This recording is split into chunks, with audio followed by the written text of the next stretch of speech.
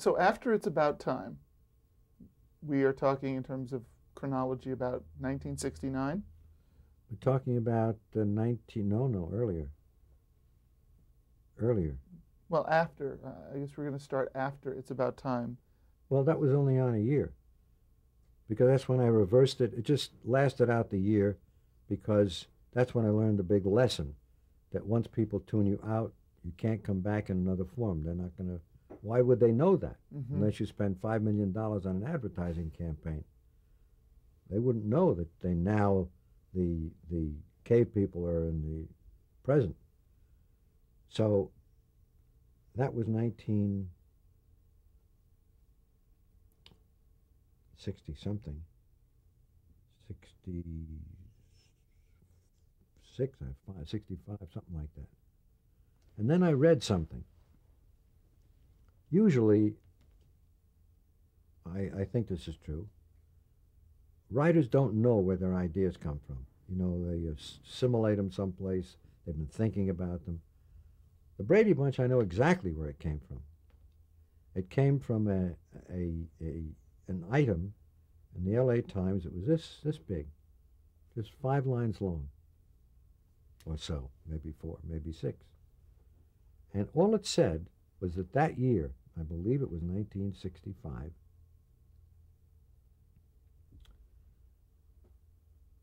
%30 of all marriages also included not just a couple, but a child from either one or both parents. Well, 30% is a tremendous percentage.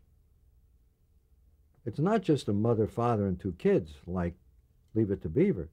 This is a different situation developing. It's a huge sociological change in this country.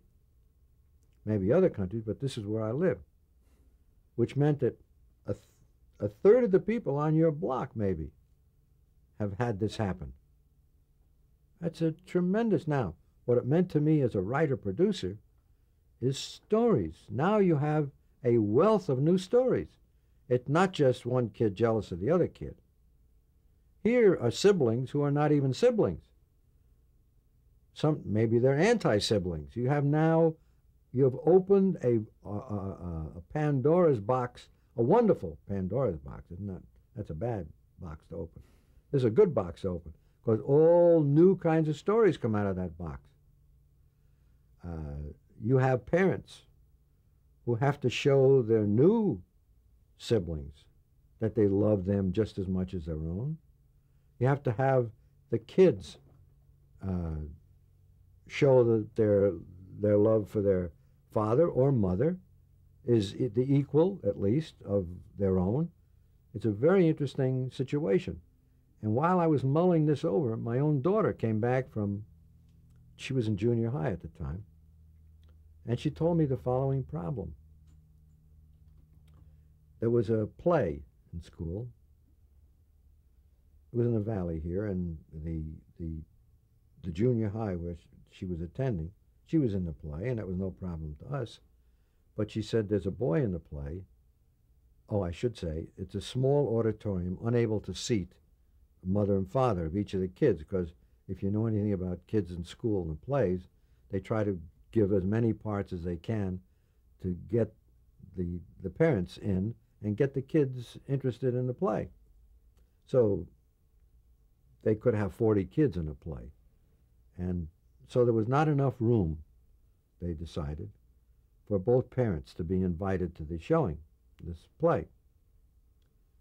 So they said to the kids, have your mother or father, either one. Well, as I said, it was no problem for our daughter Hope. That's her name. She came after 3 boys, so her name was Hope. And she said that this boy had a problem. I said, what's his problem? And she said, well, his mother just got married again to another man. And he didn't know if he gave the ticket to his new father, his old mother might be mad at him. And if he gave it to his new mother, his new father might think he doesn't like him, so he doesn't know what to do. Well, I put that together with this little thing that I read in the paper. And I said, look at the problems this causes. Kids have feelings. I mean, everybody has feelings. Adults have feelings, but so do kids. And if this 12-year-old, a 13-year-old, is having a problem because he doesn't know who to favor in this instance, this is proof of we did that episode, as a matter of fact, in the Brady Bunch. That exact story we did.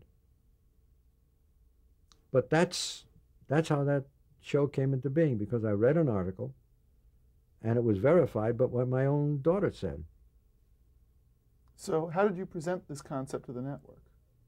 Well, for the first time in my life, I didn't present a concept, because I felt that because I did Gilligan's Island, they would think, the great they would think that I was proposing another big comedy show. And this was not the same. This was not a way out kind of farce or broad comedy. I wanted this to be sentimental with humor, but it had to be a different sort of show. And you can't explain that. You have to write that. So I wrote the script. First time I ever just wrote a script to sell an idea. And I went to, where did I go first? NBC. And I presented it there. And they said, that's a very good idea, and it is a sociologically significant change in our country. And it makes a lot of sense. But we hate the ending. Change the ending. Well, the ending is what I loved, the last sequence. I'm not sure you remember the pilot episode, but within that episode they get married. And there are 3 boys and 3 girls, as the song goes, which I also wrote, by the way. They get together at the wedding, and then they go off on a honeymoon. And while they're on a honeymoon, the parents, there were just a series of scenes where they're trying to be happy. At dinner, they're trying to be enjoying things, they're taking a walk, and there's something wrong. And I wrote it that way, where they were not sure what it was that was wrong, but they knew something was wrong. And then after about 3 of these scenes, they realized it. They missed their kids. And so they went back home, woke up the kids, and took them and Alice and the dog all back to their honeymoon suite. And NBC said that was ridiculous. No couple on their honeymoon would go back for their kids. I said, this couple does. You mean you won't change it? I said, no, I won't change it. He said, nobody will believe it. I said, I believe it.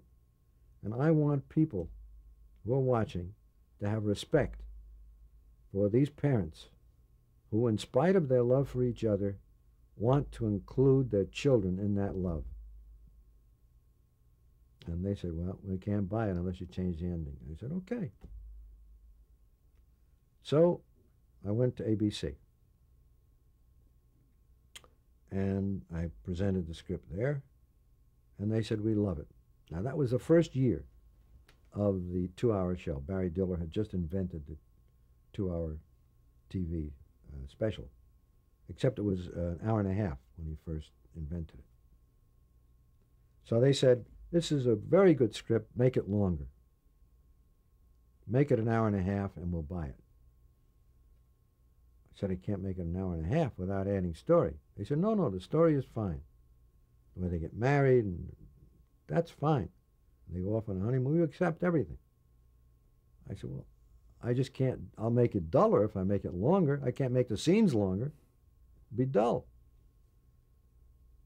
I said, I'll tell you what I'll do.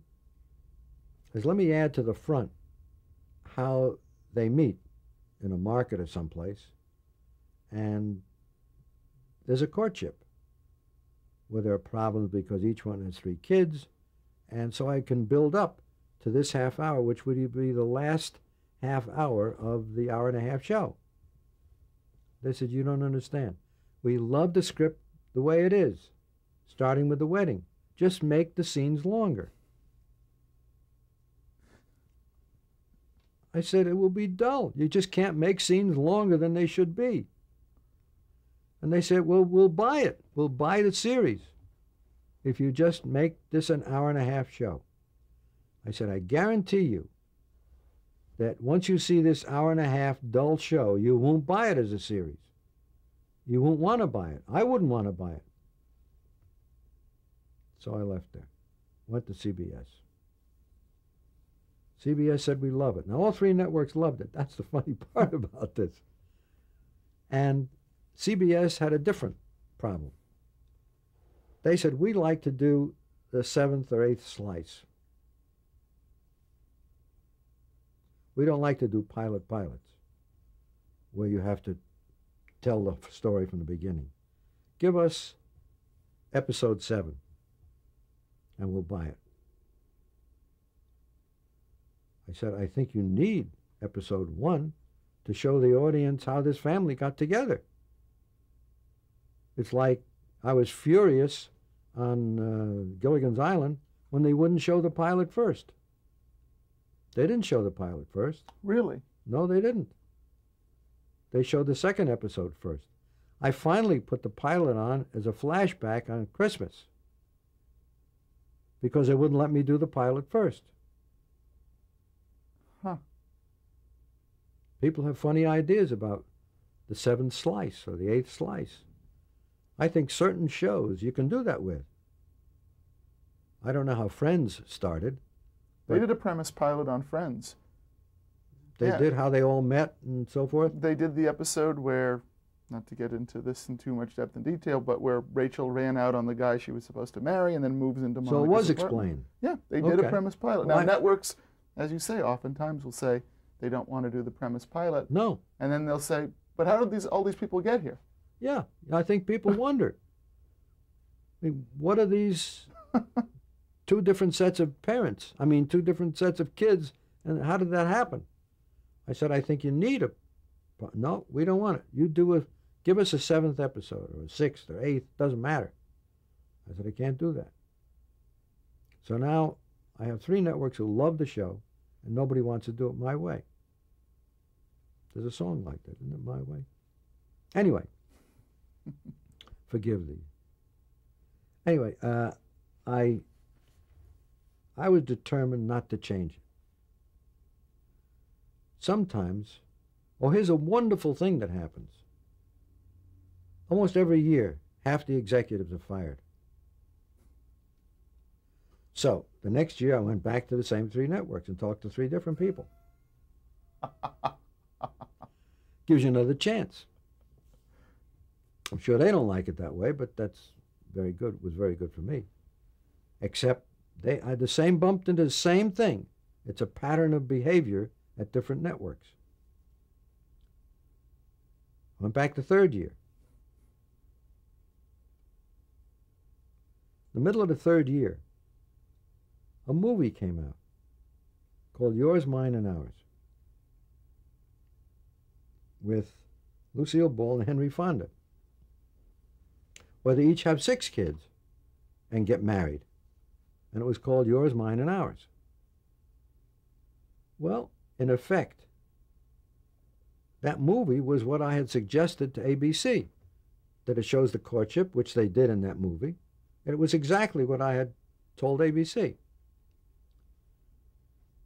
Well, that pilot was the film was a huge success for Paramount. And ABC then called me. What happened was they saw the hour-and-a-half pilot they wanted to see, except it was the way I wanted it done. They said, okay, we'll do it your way now. And so that's how I sold it, based on a movie that I had nothing to do with.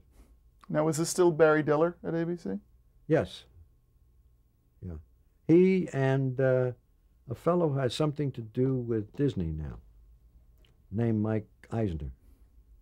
I think I've heard his name. Yeah. Those two were running ABC at that time. Huh. And they agreed to that. So is that what you went ahead and did? Was that hour and a half with that story? No, I just did my... They said the hour and a half was already in the theaters, as far as they were concerned, that it obviously will work, and so we'll do it your way. So it took them 3 years to decide to do the pilot that you'd come in with that was already completed. Yeah. Now, if I have nothing else, I have determination, and you have to have that. You have to have staying power. And I guess a belief in your vision. Yeah, if you don't believe in it, forget it. Because it's too agonizing to go through all this if you don't really believe it. So I only go in, a lot of writers go in with 6, 8 ideas for shows. I never do that. Maybe 2, that's it. Because in order to go in, I have to have 30 shows prepared to prove to myself. I care about myself more than I care about them. I want to be convinced that there are 30 stories here, or 25, or, you know, a reasonable amount of fertile ground to plow. Let's talk about putting the show together. You had this script, ABC, let's shoot it. How'd you put together the cast? Well, I interviewed, because 6 kids is a lot of kids. Personally, TV Guide asked me how many kids I interviewed in order to get the 6 I wanted. Now, since I was casting the kids first, I didn't know whether I wanted the instant recognition of blonde-haired mother, blonde girls, dark-haired father, dark-haired boys. But I didn't know if that was going to be true. It could be a blonde father, then I would need 3 blonde boys, and vice versa. So I didn't have to cast 6 kids. I had to cast 12 kids, because I had to start that casting process before I got to the mother and father. So you started with the kids before the parents? Yeah. Interesting. Yeah. And by actual count, because my secretary went through all my notes, I had interviewed 464 kids to arrive at those 12. Any names that come out later as having gone on to bigger and better things? No, but there's a great story. Really, a story that gave me such a kick. Many years later, when I did the Christmas show, by which time Marcia was now, I think, 17, something like that. She couldn't be in that Christmas show for some reason. So I had to get another girl to replace her. So one of the original girls who had come in 6 years earlier to be Marcia came in now to replace her in this Christmas show. And so she, after the interview, she said to me, "Can I consider this as kind of a delayed callback?"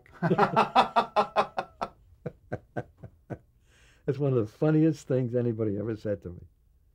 Well, it's still not as delayed as your letter you were waiting from medical school. And that's true.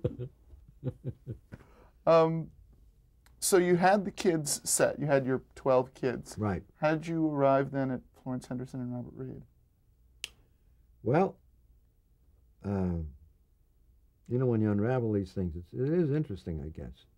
Florence Henderson was unavailable the week we were testing ladies. Bob Reed, which I didn't know, was under contract to Paramount because he had heard they were doing a TV series based on Barefoot in the Park and another TV series based on Houseboat with Cary Grant and Sophia Loren. And that's what he was all excited about. He never heard of the Brady Bunch. The other 2 series fell by the wayside. They never did them. Now they were stuck with paying him all this money. because he was pay or play, he was signed. I didn't know that. I also didn't know Bob Reed, who turned out to be a pain in the neck because he had spent 2 years with the Shakespeare Company in England. He considered television beneath him to begin with. He thought he was going to be a big feature star. He made one feature and that was it. He considered television beneath him. He wasn't too happy about that.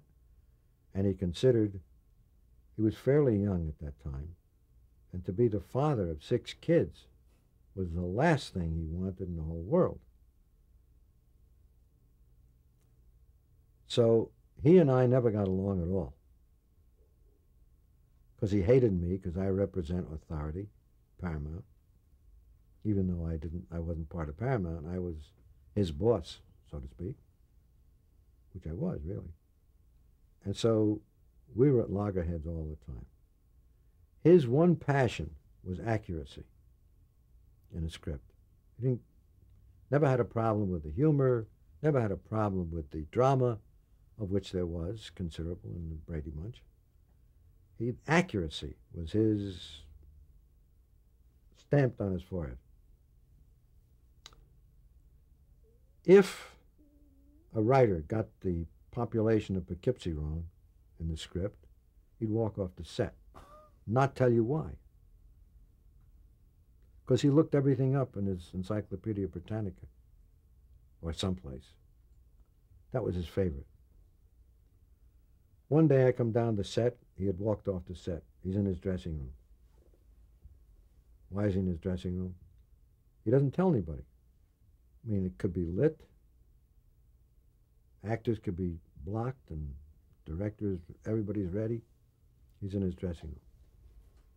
Then I'd get a phone call, come down the set. And it was like it was a mantra between us. I would say to him, "What's wrong?" He would say to me, "If you don't know what's wrong, I can't explain it to you." I would say, "Let's try English. Just tell me what's wrong." He would then ask me, "Have I read the script?" That's a direct insult because my rewrite was the last thing before it went to Mimeo. Not Mimeo. I don't call it Mimeo anymore. Anyway, I would say, "Yes, Bob." He said, "Do you know what scene we're doing?" Direct insult. Of course I know what scene they're doing. I'm the executive producer. Well, so we went through all this stuff. And finally, he would say to me, "You really don't understand what's wrong." I said, "No, Bob. Just tell me what's wrong." He said, "I'm supposed to go into the archway before I go into the kitchen, and I take a deep breath, and I say, 'It smells like strawberry heaven.'" I said, "Well, instead of saying, 'Honey, I'm home,' it's just another way of saying it." He said, "You really don't understand." I said, "No, I don't understand." Because Ann B., that is to say Alice and Carol Brady, were making pots of strawberry jam that they were going to enter in a contest of some sort. He said to me, "Strawberries, while cooking, have no odor. So how can I say this smells like strawberry heaven?" I said, "Bob, I just went through the whole set. You smell strawberries in the kitchen." We used to do real things. Strawberries in the kitchen, you smell them in the living room. I can smell them right here in your dressing room. He said, "Do you want me to believe you or the Encyclopedia Britannica?" I said, "Let's not argue about this. I smell strawberries. There are people waiting. Paramount is paying a lot of money while you're sitting here in your dressing room. I don't want to upset the blocking and the actors and all. Can you walk up to the entry to the kitchen and can you say, look in there and say, 'This looks like strawberry heaven'?" "Oh," he said, "I can say that."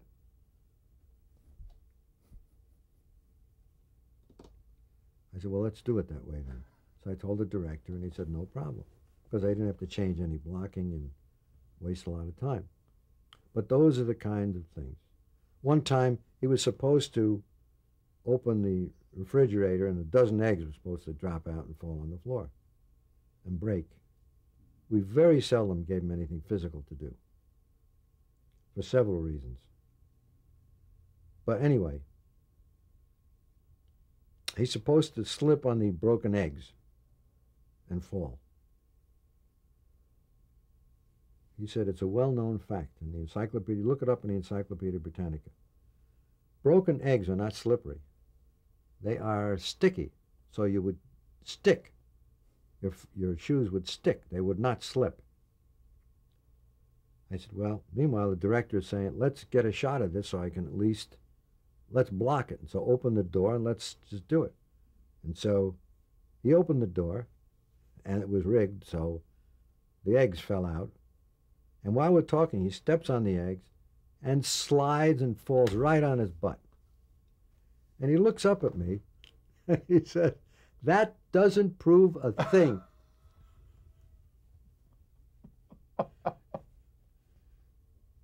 I could go on and on with stories. I hope you had like cameras that. rolling, so you didn't have to go through the no ritual of rolling. getting him to shoot that. No. So how did you we sort of back where we came into this? How did you arrive then at these two? You said Florence Henderson was not available, and that Robert Reed was under contract. That's right. Okay. At this point, we tested several ladies, and we had a very funny lady, Joyce Bulifant, whom I had worked with before, and she really is a funny lady. She has a funny kind of squeaky voice, and because she was funny, I cast a housekeeper who was not funny. Her name was Marge something. Her name escapes me now. She died recently. Anyway, she was told to play it. I mean, I told her to play it with some kind of, any accent she's familiar with. Norwegian or French or whatever. Just not American, that's all. And she said fine, and she was very good. But she wasn't funny. Florence came out after she finished. She had taken somebody's place every day on some talk show. That's why she wasn't available. Now she arrives in Hollywood and comes down to the studio and now agrees to do a test. And she tested with several guys. Bob Reed was one of them.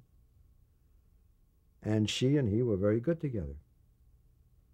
But she is not naturally funny. She doesn't have a funny voice. She has a good voice. She's a hell of a singer. And she can handle comedy, but she does not have a comic persona like Joyce Bulifant had. So I now have this problem. Hang on one sec. We got to cut tape.